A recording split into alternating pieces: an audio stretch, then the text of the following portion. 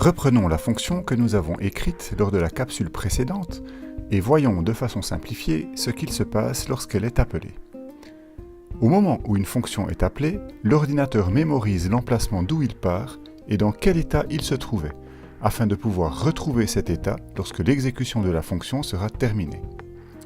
Ceci fait, chaque paramètre de la fonction est créé en mémoire et la valeur qui est fournie en paramètre lors de l'appel de la fonction est copiée dans la variable qui correspond à ce paramètre. La valeur fournie s'appelle le paramètre effectif. Le nom de la variable qui permettra à la fonction de manipuler cette valeur se nomme le paramètre formel. Il est important de comprendre qu'une fonction n'a accès qu'à ses propres paramètres et à ses propres variables locales. Elle n'a absolument pas accès aux variables d'une autre fonction. C'est comme si chaque fonction travaillait dans un environnement clos et isolé des autres fonctions. Seules les variables de portée plus globale, qu'il vaut mieux éviter, exception faite des constantes, seraient également accessibles par la fonction. Pour revenir à notre exemple, la valeur 17 a été copiée dans la variable nombre départ et la fonction s'exécute. La variable nouveau nombre est créée dans la zone mémoire dédiée à la fonction et initialisée à 0. Puis, le nombre de départ est testé. Dans notre cas, il n'est pas pair.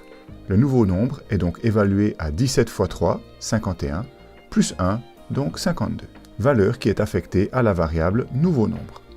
Enfin, la valeur contenue dans cette variable, 52, est retournée. La fonction est terminée et l'exécution du programme reprend là où elle en était restée, avec à disposition la valeur retournée par la fonction. Dans notre exemple, cette valeur, 52, est simplement affichée sur la console de sortie. Le paramètre effectif n'est pas obligatoirement une valeur écrite en dur dans le code. Elle peut être fournie au travers d'une variable. Voici un exemple à peine plus complexe qui appelle notre fonction calculer terme Syracuse au sein d'une boucle, avec un paramètre effectif qui prendra successivement les valeurs 10, 11, 12, 13, 14 et 15. Au moment de la première itération de la boucle, la variable compteur vaut 10. C'est cette valeur qui sera fournie au paramètre nombre départ de la fonction. Toujours pour cet exemple, comme nombre départ est pair, la fonction retournera 5 et ce nombre sera affiché sur la console. Puis la boucle effectuera sa prochaine itération. Compteur vaut 11 et notre fonction est appelée avec, pour le paramètre nombre départ, la valeur 11.